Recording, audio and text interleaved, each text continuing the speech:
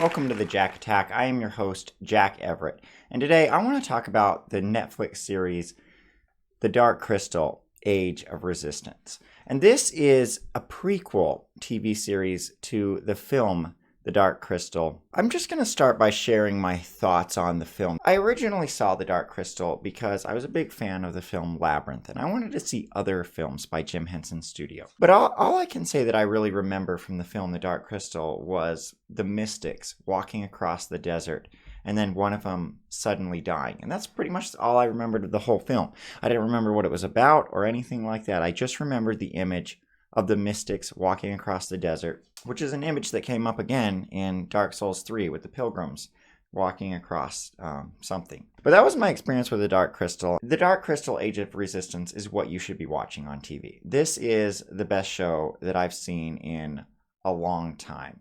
It is, just to begin with it, the puppetry is amazing. The show looks amazing. It's very well animated. It's very fun to watch, just from the animation style alone. So the first episode was super confusing to me. It starts out with kind of like this backstory narrative, and nothing that got said made any sense to me whatsoever.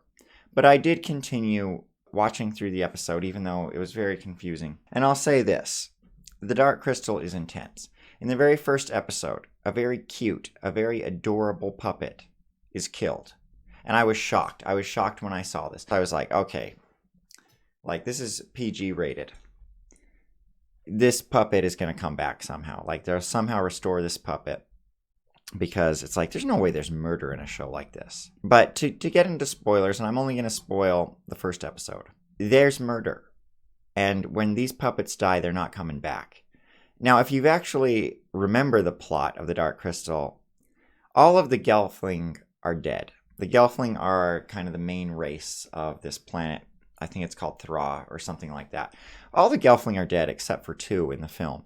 And so when I realized that, I was like, okay, everyone that gets killed in this series is not coming back. And there was something really intense about that. The show is very intense. I question the PG rating. This isn't for kids, okay? This isn't for young kids, I should say. I suppose that maybe a 10-year-old could handle it. 12-year-old could certainly handle it. But it is very intense. And I like that about the show. The plot of the first episode gets really confusing because there's a lot of different stories going on. We got the story of Rian, who is sort of the main character of it all, and he is just a soldier in the castle guard. And then we have this other story of this another Gelfling named Deet, and she comes from a different, clan, you could call them, and her clan is the one that lives underground, but she has to go on a quest above ground, and so she goes above ground for the first time. And then there's also a princess as well, and her subplot. So there's a lot of plots going on, and then of course it follows the story of the Skeksis. The Skeksis are the bad guys. They're sort of the lords. They call them the Lords of the Crystal, and they are evil, but the Gelfling don't know they're evil. The Gelfling just sort of revere them as oh, they're these wise leaders that are looking after us.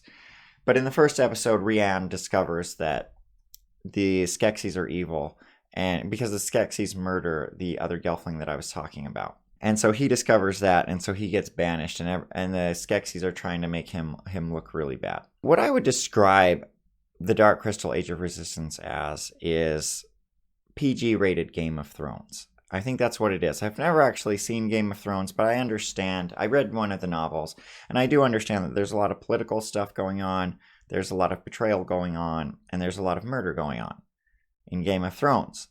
And all that happens in The Dark Crystal: Age of Resistance. There is murder, there is betrayal, there are characters that make bad decisions and regret those decisions. It's really intense, and it is really good. After finishing this series, I watched The Dark Crystal again, and the movie The Dark Crystal is very stiff, very still. It doesn't really have much plot going on. This TV series is very different. The puppets are very animated. It almost looks like CGI, and I'm sure maybe there is some CGI mixed in with the puppetry, but it's very animated. They're well acted too. All the voice actors do a really good job of making interesting characters. There's the Chamberlain character. Of all the Skeksis, he's sort of the central one. Everything kind of revolves around what he's doing. I mean, they're all important, but the Chamberlain's particularly important. And he has a lot of the same mannerisms that he had in the film. It's a really beautiful TV show. It's just beautiful to look at. Although I should say, one issue I have with it is there's a little too much detail in these Jim Henson productions. I've always thought that. The puppets in the Jim Henson productions are very detailed. There's a lot of I don't know, lines through their clothing. There's a lot of patterns, etc. And so they're not as, in my opinion, they're not as pleasing to look at because it is more complicated. You'll notice the same thing in Labyrinth. I will say this though, in The Dark Crystal, the Mystics, they look fairly simple. So I do like the design of the Mystics, but the other puppets are very complex. I mean, there's this sort of wise old woman of the planet Thra, and her name is Ogra. And her costume is just incredibly detailed, a little too so.